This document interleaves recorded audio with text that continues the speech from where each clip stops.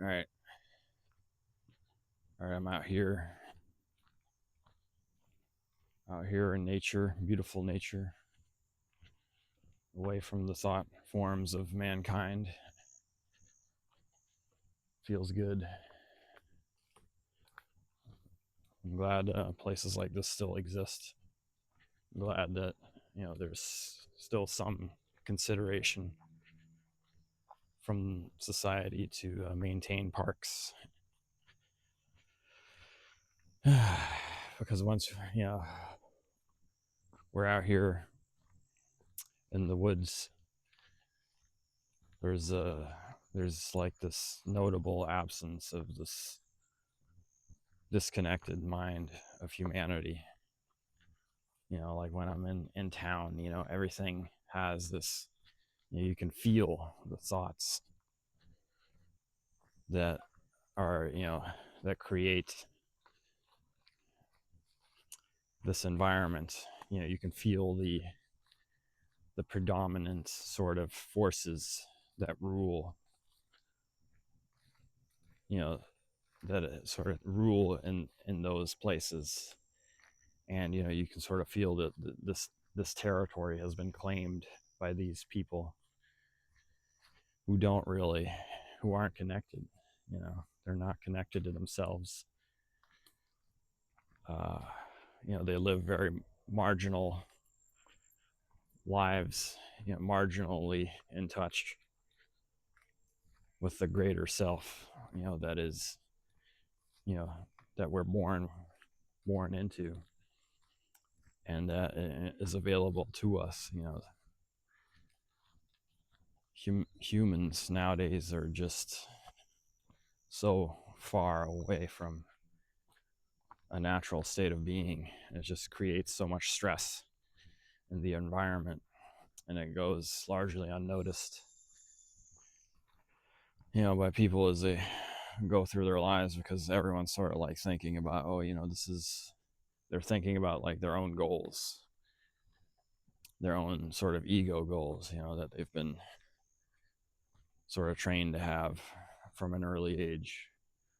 Not like they've not been trained that it's important to pay attention to what their actual experience is on the inside. But what it is like, what's like the next thing that's going to give them pleasure in their life? What's the next thing that's going to make them feel successful? What's the next thing that's going to upgrade their, you know status, in society? What's going to be the next thing that's going to elevate them into a greater position of power? What's the next thing? It's always, it's like this never ending state of becoming. And then it's like, in the what are we doing? What are we doing as human beings in the meantime? you know like, so we have these goals where we don't really allow ourselves to experience a state of fulfillment until we reach them. And then, I think that it kind of creates a sociopathic environment, because the focus is less on like being present, with the people around us, and sort of meeting their needs, because a need arises naturally in the moment. And when we're like plotting our lives out in this like long format of like, I will only be happy once I've achieved this particular state, then like sort of what we're doing is constantly tapping our feet in the meantime, and not really being present with the relationships that we have in our lives at present. And so we almost, often, I think, resent the people around us, because we can feel, them, because everyone's sort of hungry for attention. And so they're just like, the relationships that we have in the meantime, while we're on our path to these intellectualized goals in the distance are relationships of constant feeling of lack, because no one is really stopping to sort of pay attention to, like, oh, this person would like me to listen to them for a little bit, or I could you know I could interact with this person and then sort of get a sense of where they are and like really be present with them and their emotional state, and allow myself to be taken into their world for a little bit, because this is how natural, human relationships work, is we sort of, with our uh, mirror neurons, we sort of are able to participate in other people's lives by, spending time with them, and then sort of allowing ourselves to, sort of become one with them, for a period of time, and then we can sort of experience what they're experiencing. And that's very healthy. It's very healthy for us to interact in this way.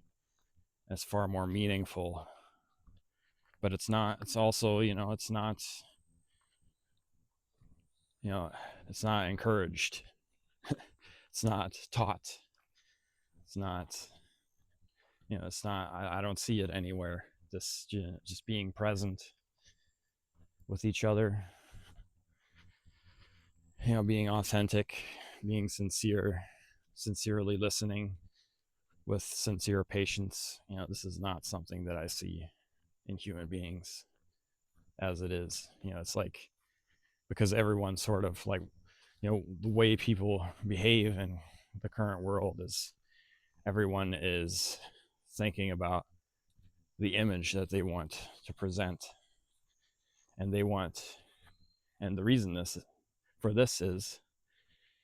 is because they're trying to escape the pecking order system.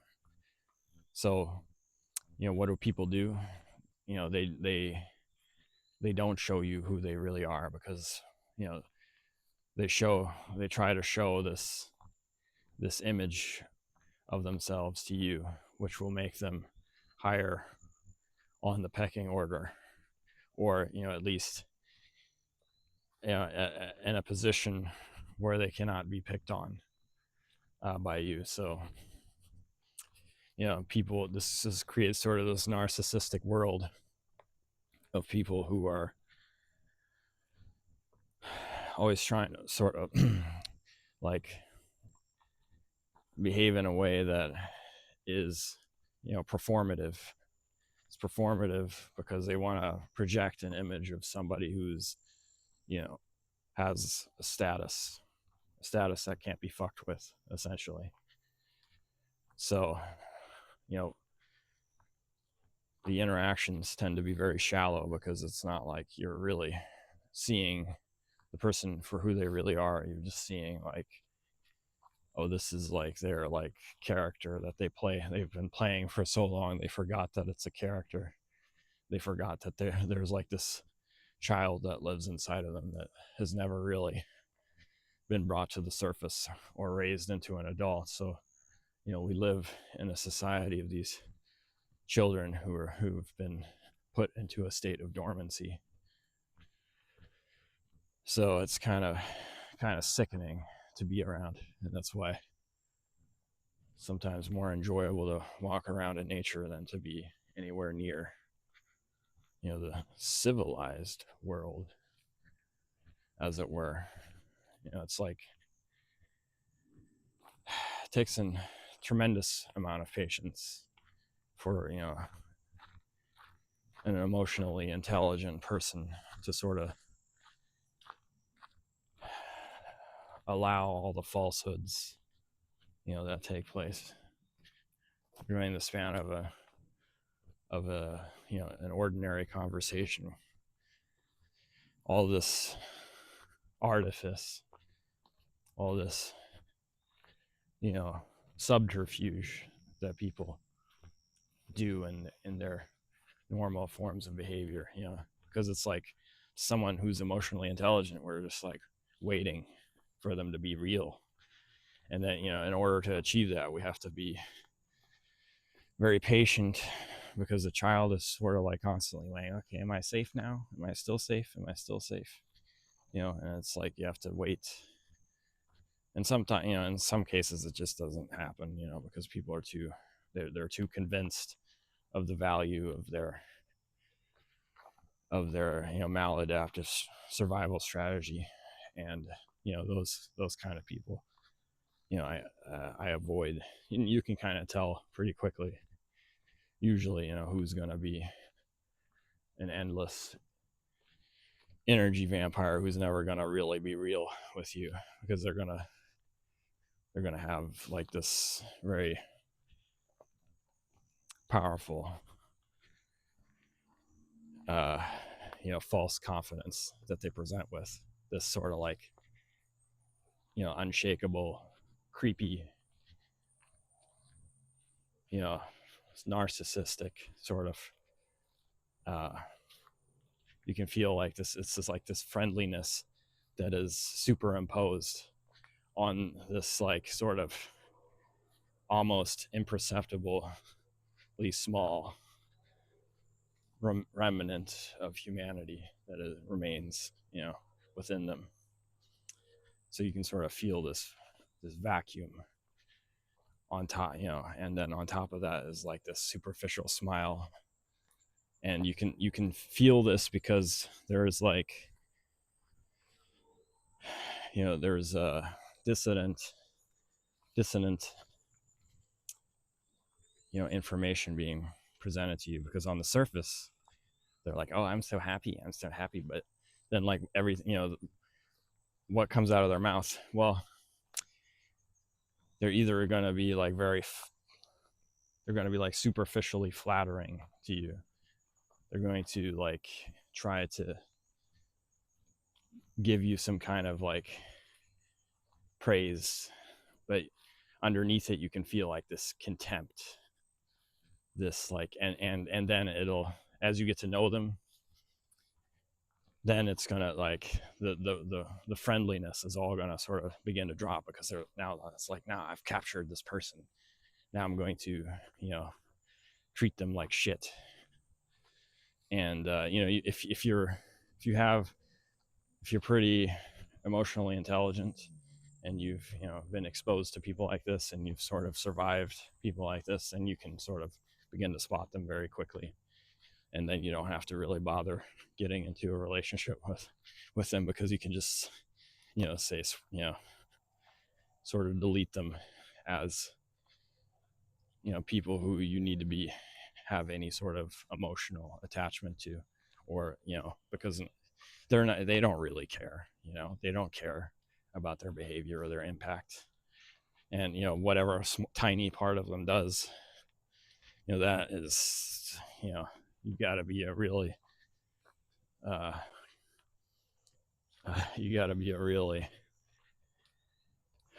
um, a really advanced emotional archaeologist to uncover those, whatever like remnant of good remains within them, whatever. And then it's going to be like this, like impossibly undeveloped child that is underneath of all of that. And it's sort of like, is that really worth it for most people to interact with? No, I don't think so. And I don't think we should be spending our time on people like this, because it's just a waste of time, and they just suck up so much energy. And it's like the world sort of does a good job of convincing us sometimes that, oh, we need to be compassionate and loving to everyone. We need to we need to treat everyone equally, and everyone is has good in them.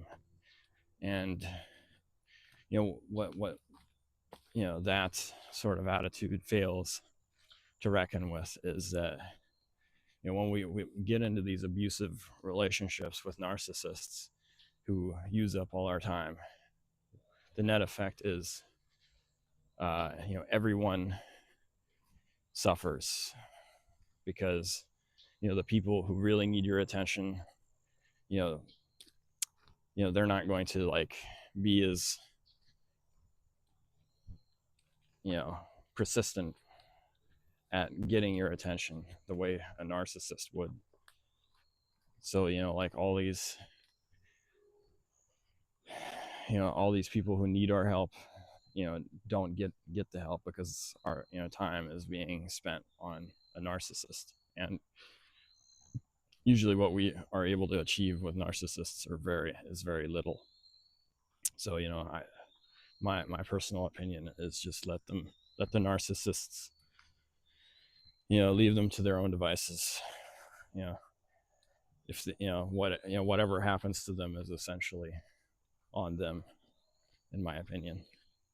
And there's no we don't need to have excessive amounts of empathy for every ne'er-do-well that exists in society. We don't need to spend so much time being concerned about all the wretched people in this world.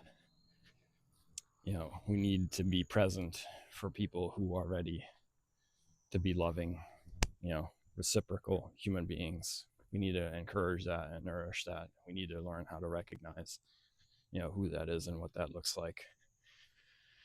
And it can be quite tricky nowadays because so many people are live in the state of discouragement, and it just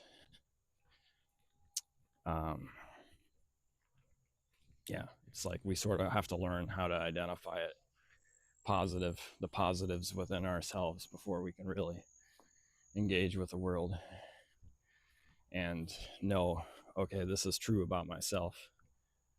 This is what it looks like. This is what I want. And I think essentially we should operate from what is it that we authentically want in this world. And that there's no shame in that.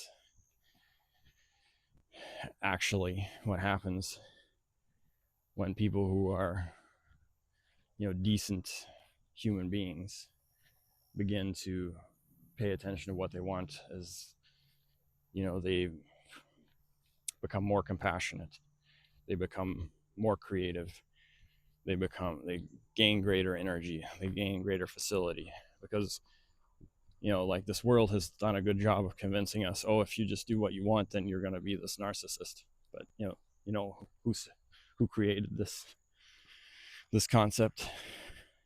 It's narcissists. Narcissists have got good people feeling self-conscious about pursuing what they want, because a narcissist doesn't really care about like they will use anything that, like they will use any sort of attack on your self-esteem that they can get away with, while to them they don't have to follow their own rules. They don't have to care about any of this. They don't have to care about what comes out of their mouth, or if it matches up with their own values, because they don't have any values. So it's like we live in this world that like has convinced us, oh, you should be compassionate to, and then like the who ends up like getting our compassion, it's these fucking disgusting like vampires who are just like, where it's never enough, and they're just like constantly playing their little violin of like, oh, but what about my what about my feelings, well, fuck your feelings. You don't have any feelings. You're not presenting a real human being. You're just creating this facade that is just endlessly sort of outsourcing responsibility and trying to co-opt the attention of other people, because you can't give yourself adequate attention. So you're just a, sort of a disgusting creature that siphons off the energy of other people. Anyhow, yeah, so where am I going with all this? I don't know. It's kind of a dark subject, but it's very, it is unfortunately something that has, been cultivated in the world. These narcissistic people who seem to have, gained high positions in in the realm of humanity. Yeah. So what's important? It's important to know what you want and to go for that. Whether you're a narcissist or not a narcissist. Because if when narcissists go for what they want, they can do some damage to the world, and no amount. Here's the thing, no amount of like moralizing or no religion, no set of values, no law is going to stop narcissists from doing what they're going to do anyway. They're always going to figure out a way of subverting what it is that is good, and they will do whatever the fuck they want to achieve what they want without any regard for what is useful, what is kind. So, but what happens when good people go for what they want? Well, good things happen. So don't spend so much time worrying about if you're being a selfish human being, because the selfish human beings are going to be selfish regardless of what that is. So it's sort of a weird fine point, because in both cases it's going to be true, regardless of what we would like to believe. It's better for everyone to go for what they want than to create a world where it's where we feel guilty for what we want, and then the net effect of that is only narcissists go for what they want because they don't really care what anyone else wants, and they're not capable of having empathy enough to care. So yeah, it's better to encourage the people in this world to become more natural with who they are and less concerned about whether it's right or wrong, because it's like Jesus said, a fruit, I believe it's something like the fruit is good not because of the fruit. The fruit is good because the plant that the fruit grew on is good, a suitable creator of something that is going to have value. So I think self-trust is something that is we undermine it. We greatly undermine self-trust in the world, in people. And we do it because of these systems of morality that we follow, because we're not really paying attention to what God is speaking to us through our senses, through our hearts, through our feelings. We're like spending so much time thinking in these abstract realms of religion, what organized religions tell us, what our superiors tell us, that we should believe.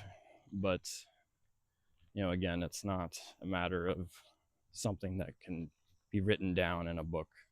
Ultimately, God gave you everything that you need to know.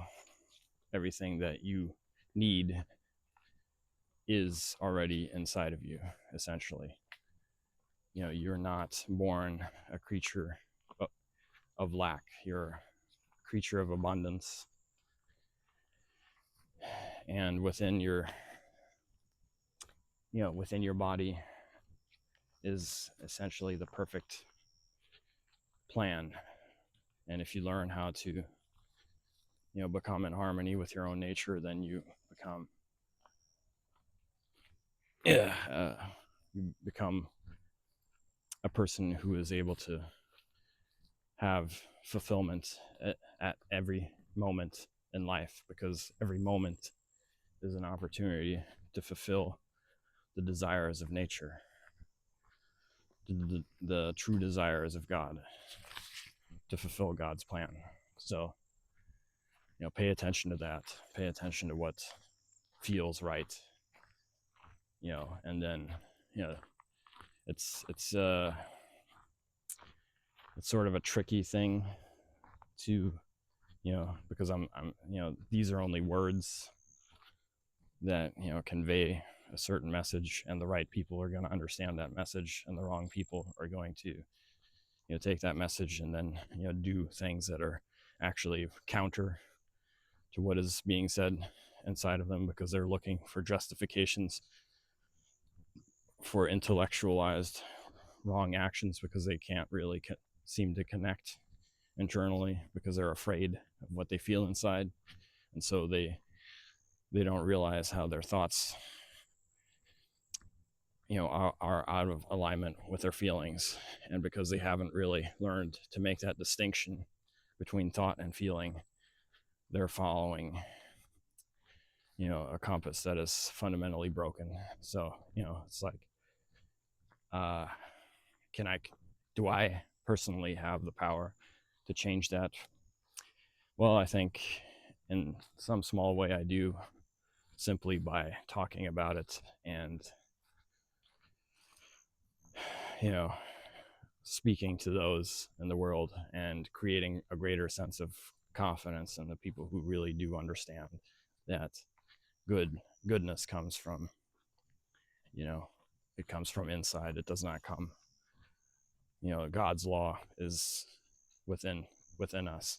The church, the church that Jesus was talking about, that he wanted to bring onto this earth, it's not something that is made of bricks. It's not something that is made out of a building. It's not, it's a temple that exists inside of us. The body is the temple. Make your body a place where God would want to live. In another place in the Bible it says, build for me a temple so that I may dwell among them. And you could say, yeah, it's good to have a place for people who are truly spiritual to gather, because the more we gather together, the more powerful we become. But it's also true that before that can happen, we need to build a temple inside of ourselves. We need to make what is this physical thing, or this thing that we call a physical thing, we need to make it a place where God would want to live. So how can you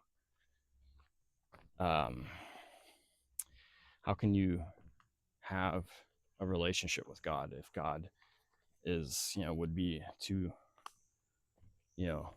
uncomfortable to step inside of what you've created as a host for him? So you do that, and to do that you really need to become less concerned about what you've learned from the people in your life who've been your teachers, and you need to learn more about what is being said to you internally. Because once you become an adult, you need to set aside all the reliance on external sort of things that have guided you, the voices of other people, because you can never really enter the kingdom of heaven through, the advice of somebody else from this realm, because this realm is filled with confusion. This is the realm of confusion, essentially. This is the realm of illusion, and the realm of illusion sort of exists in communication, and within, the shortcomings of human beings.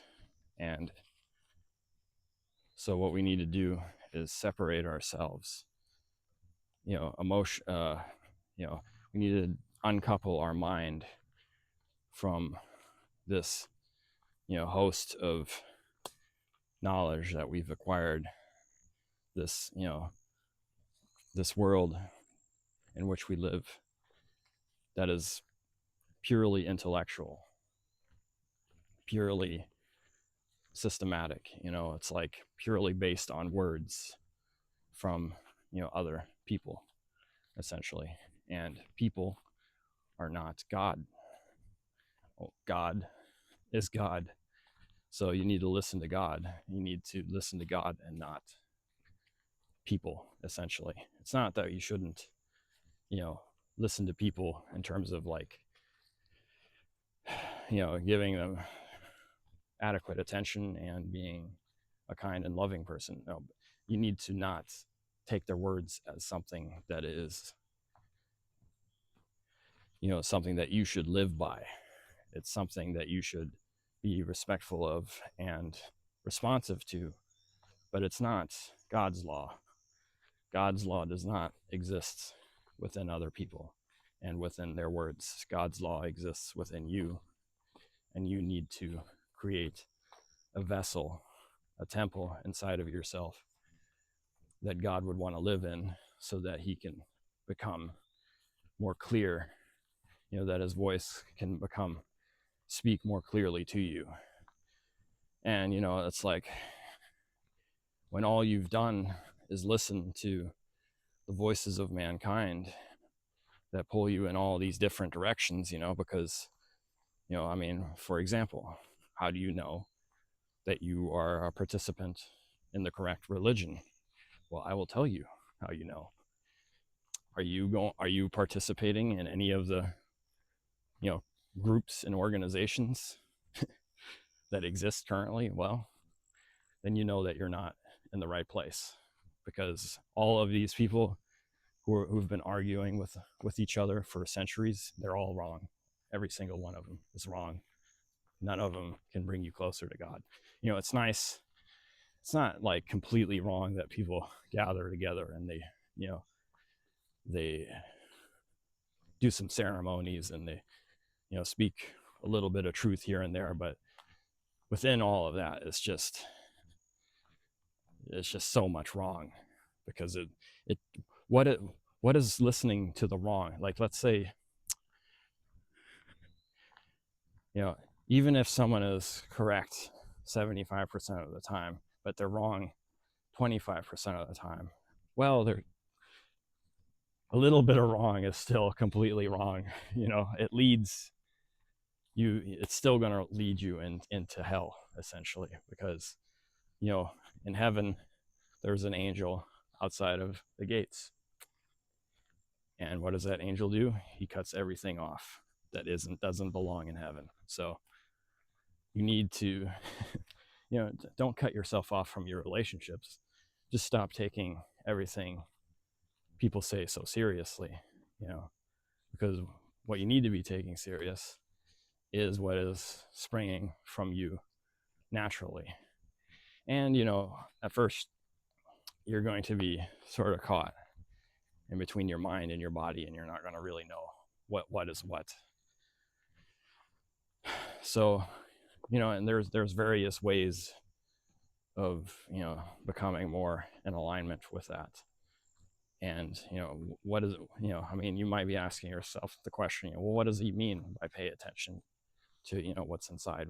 What does he mean by paying attention to your feelings? Well, it becomes more and more simple as you practice it. But first, you need to be probably where most of us are, is in an uncomfortable place. So what do we need to do to become better attuned to who we are? Well, we need to listen to that discomfort, because that discomfort that we've been trying to get away from for so many years through our little strategies, that is God's voice telling us, hey, dude, what are you doing? Like, we're trying to, go over, the kingdom of heaven is over there, and you're like going over there. Like, where the hell are you going? My brother, it's not, over there is no good. But you keep ignoring me when I, give you this feedback, this information of like, hey, this is uncomfortable. Hey, this is uncomfortable. Hey, this is uncomfortable. Why aren't you listening? And you're saying, well, no, I'm going to endure the discomfort because I'm going to listen to what my plan is, and I'm going to rigidly stick to what my plan is, because that's what my teachers told me. That's what my parents told me. That's what my preacher told me. That's what my religious guru told me.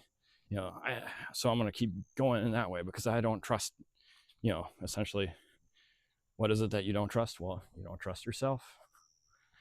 So you're going in the wrong. You're never going to find happiness if you don't trust yourself, because it's very simple, isn't it? It's so obvious when you think about it. Like, how is it? Why would it be any different than learning, than if you follow what you trust within yourself? If you learn to trust, if you don't trust in yourself, then how would you expect to be happy? Because you're never going to, because if you're constantly going against yourself, how do you think that will add up to happiness? It's like somehow the math here doesn't work because it's like you're following all these this unhappy voice, these unhappy voices from outside that tell you not to trust yourself. And yet you think that somewhere down the line, if you get wealthy enough, if you get famous enough, if you get, the relationship that you want, or all this other stuff that is like not really real to you right now, that exists in the intellectual realm, you're not going to be happy, even if you work your whole life to get these things, because the path that you took there was the incorrect path, and you need to be on the correct path. You need to be listening to yourself. You need to listen, not to this false self that we've created in our intellect, this like person who has this formula and checklist. You need to listen to the true self, the higher self, because within us exists nature. We are creatures not separate from nature. We are born of nature. So therefore, if we want to be happy, beings within nature, we need to align with nature and do what is correct. And therefore we have to discard, 10,000 years of slave mentality that has been created within the human mind, because, the vast majority of us are basically, have basically been captured and used as cattle, essentially, for, the wealth generation of a few like very creepy, people in this world. So, and that's the way it's been for a long time, ever since, the beginning of, property and ownership, and this, these transactions that had nothing to do with love and community. This is where this sort of like, where this mind of mankind, this intellect, had achieved dominance over us, because now everyone is thinking in terms of, oh, this is mine, I gotta protect my belongings, but you're like, you're grabbing, you're embracing all this physical stuff, and behind you is you're leaving the kingdom of heaven. Essentially, you're like, look at, if I don't pay attention and to defend all these like things in the world, then how am I supposed to get along in this world? Well, behind you is your family, your community, the kingdom of heaven, and you've traded it for all this material, and for material assets and status, essentially. And what is your reward for that? Well, it's nice to have nice things, but it's also, things do not really create happiness within us. Things can only sort of serve a purpose for a limited amount of time until they, we no longer really need them. Say I have a toothbrush. How often do I need a toothbrush? Well, once or twice a day I need a toothbrush. And the rest of that time, do I care if I have a toothbrush or not? No, because I don't need one. 98% of the time. So it's like, if we invest our happiness in stuff that we only need to fulfill a function for a short period of time, then we're not going to find happiness within that stuff for very long, because it can only preoccupy us for a limited amount of time until its function is no longer useful to us. And hoarding 10,000 toothbrushes when I only need one, what good does that do? What good does that do me? And so, like, when you look at these people who are super wealthy in the world, hoarding all of the assets of mankind, why is it that they need all this?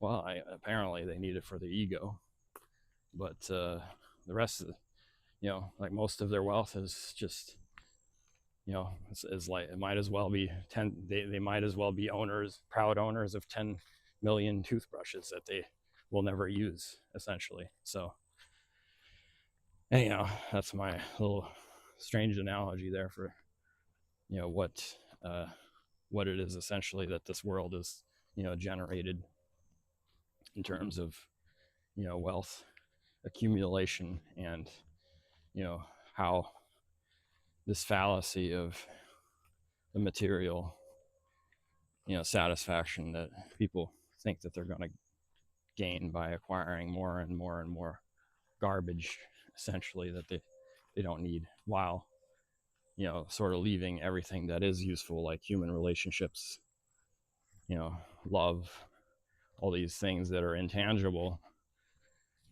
to the material reality, but are sort of in the realm of the spirits, if you want to call it that. I want to call it that, so I'm going to. The spiritual needs of a human being exceed the importance of the material needs of a human being. If when we are in alignment with our spiritual needs, all our material needs are they take place automatically and naturally, because when a need arises, then we make a tool that we need for that purpose, and then we use that tool. And then when we don't need it, we let go of it, because we're in alignment with nature, and we're not just trying to create assets that we don't need and hoard things so that we can say, hey, I have power over these human beings because I am holding on to this wealth, and now they need me, but I'm going to be very stingy with giving of myself, of what is valuable to me. And so my point here is not like really that I'm trying to convince wealthy people to like let go of their wealth, or to be, to become communists or whatever, because I don't really believe in any of that. Because, the fundamental truth is, the people who are doing wrong in the world, they're only allowed to do so because the rest of us are sort of out of alignment with ourselves. And we're so what happens? Well, they sort of gain power by default because we're sort of the people who need to be in alignment with themselves, who can be, aren't. So what do we need to do? Well, we need to stop worrying about, what do these, the cretins of the world, what are they doing? Like, how can we like legislate the correct thing to make them, function correctly? If we can just write the law in the most, specific way to like figure out how to make them, be less evil, essentially. You know, this is what we've been doing. Like, this is like how they keep, good people on their back toe, because we're fighting in the realm that they will ultimately achieve victory in. Because, when we fight in the realm of politics, and, in the realm of, of the intellect, of like how to word things correctly so that it becomes like impossible, um, becomes unambiguous enough even for like the most, retarded judge to make a good ruling. Then we have failed, because that is essentially the language of Satan, and Satan is always going to be the winner if we attempt to defeat him with his own language. He'll say, "Oh yeah, okay, yeah, make all these rules and laws, and make all, do all this stuff, political movements, and oh yeah, feed a lot of great passion into this very short-lived advancement, that, in the well-being of humanity. Yeah, just keep doing that. Yeah, we love it when you divert your attention from your family and from your loved ones to seek, justice through, you know, uh, the written, the rules as written. When you try to dominate the world through language and through written rules, you all you achieve is, Satan, making Satan chuckle and say, hey, okay, you've written your like perfect law in your perfect little book, and guess what? I'm still gonna usurp it and go around it and figure out a way of, doing everything that I want to do, because guess what? I'm in charge of the courts. I own the courts. I own Caesar. Caesar does what I want him to do. I own the politicians. I own the heads of state. I own the heads of your church. I own, anything, any written law is going to be owned. You're gonna, if you adhere to it, you're following Satan's rules. Essentially, you're playing by Satan's rules, and if you play by Satan's rules, he's gonna win. He's gonna figure out a way of saying, "Oh yeah, did you forget about this part over here? Yeah. I wrote that in there when you weren't looking, when you weren't paying attention." So, yeah, if you think that you're gonna achieve something through the realm of, organizing some kind of like systematically, you're going to like try to get people to adhere to a certain set of values that are written and that are not found within the heart, without spontaneous correct action through sort of emotional intelligence and spiritual wisdom, that can only be gained through, attuning with one's nature, and sort of letting go of resentment for all, for all evil, essentially. Because when you focus your mind to evil, what are you doing? You're spending your time, you're creating more evil the more you think about it. So how do you free yourself from the realm of evil? Well, you pay attention. Satan cannot get you through your feelings, because in your feelings you're free from the word brain, from the mind. Satan will only ever get you through the mind. He can be very convincing in the mind, but in the heart, his words have no power, because he cannot speak in your heart, because only God can speak in your heart. So, by learning how to, take a step back from the mind and going into the body, you're free. Doesn't matter, where you are. Doesn't matter how crappy the world around you is. In your heart, you're free, because in your heart, Satan can't get you. Satan can only get you through the mind. And, the mind is what tries to come up with laws and rules, and then gets really upset when Satan pisses all over them, because, if you realize, oh, well, that's what Satan does. So don't get upset about it. Don't spend time thinking about it. Just, expect Satan to do what Satan does, and you'll be a much happier human being. Just remember, the answer is inside. If you're uncomfortable, pay attention to that feeling. Learn to be comfortable with discomfort, and you will realize that discomfort is not actually discomfort. What is discomfort? It's a word. It's a word given to you by none other than Lucifer. Lucifer tells you your feelings are uncomfortable. He tells you that it's difficult. He tells you that it's hard. He tells you that there's no way you can get what you want. He tells you you should be discouraged, that you are a bad person.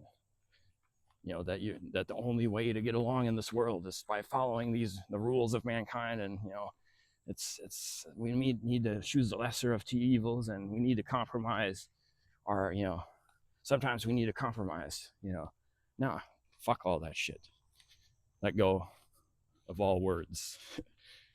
And this is why meditation is important, because meditation teaches you how to let go of words. So if you are embarking upon this journey, there's no specific form of meditation that I say is better than all the others. Personally, I think it's great to just pay attention, just sit quietly, pay attention to your breath. Then, continue as thoughts come along. You recognize, oh, I'm thinking. Don't throw a tantrum and say, oh shit, I failed. I'm supposed to be meditating right now. No, just go back to the feeling, go back to the breath, pay attention to the breath, and eventually, you will become a master, of putting aside thought. And that will be a great step in the right direction of building the temple so that he may dwell among you, essentially. And it all starts with you, people like you and me. I know it's like very discouraging. The mind is always coming out with reasons why the world sucks and we suck. But it's really not that difficult once you become in alignment with yourself to live a happy, fulfilling life, because then you're acting more from you're given essentially permission to do whatever it is that feels natural, and in doing so you sort of gain superpower, because you become indifferent to, like, oh, did I make a fool of myself in this situation? Fuck it, I am not following the rules of these people. I am following God's law, essentially. So I'm indifferent to their words of discouraging me.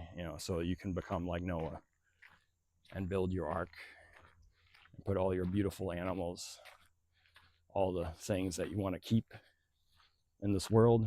You are now the ark. You've built yourself this ark of the precious things that need to be remain. And then, allow the flood to carry away all those who are foolish, unwise followers of the language of Satan. So anyway, this is turned into a very long monologue, and I love it. I feel great right now. When I came out here, I was feeling depressed, because many years of living in a state of, self-doubt and listening to people who were adversaries to, my own nature, essentially telling me that I shouldn't trust myself. Anyway, so, in doing this, going out in nature and then sort of doing this speaking exercise on the regular basis, I always feel the energy of the universe, sort of flowing back into me, sort of giving me my confidence, because, it's like, who am I if I'm not a speaker, if I am not a speaker of my truth, of the truths that I've discovered? Am I just going to be some person who quietly submerges himself in endless, media consumption and tries to make peace with having zero impact on the world? Well, that's not that was me for many years, and that was not a satisfying life. So, I know it's difficult, but anyone out there who feels like dissatisfied in their life, I would tell you to first, maybe do some meditation, learn, do, I mean, there's many things that you need to do to get, control of yourself and to essentially become more and more in line with who you really are. But yeah, I just know that, you're capable of so much more than this world has led you to believe. And if you put your attention onto that, on what it feels like, what you feel inside to be true, it will manifest in some tangible way in the material world, and you'll realize that your satisfaction, you own all the wealth in the world, essentially. So, and by giving yourself to what you feel strongly about, it will inform you on how to proceed. So, if you feel like you want something in this life that you're not getting, pay attention to your discomfort and have this, keep in mind this intention of, wanting the correct thing, for you, how that will manifest, wanting to be a more, more in alignment with with your true nature. So, it's like, it's whatever your intention is, it will grow, because you're subtly moving forward, the needle constantly. It's going to be discouraging. You're going to probably hit many roadblocks of discouragement along the way, of like relapsing into activities that are no good for you, and falling off and going off in your mind and beginning to spin endlessly.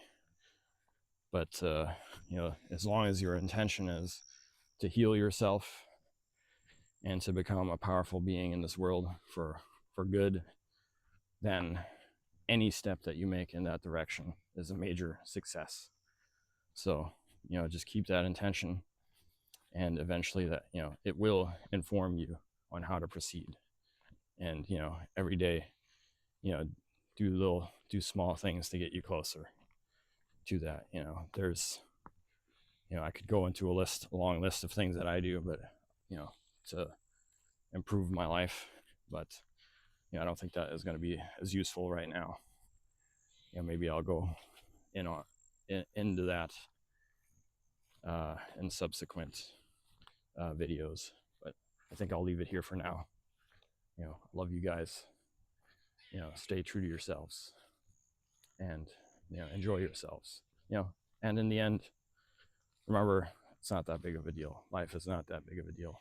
God prevails ultimately, because he, Satan may be the ruler of the mind, but God is the ruler of the universe. And in the end, only good exists, and only God exists. So, be at peace, brothers and sisters.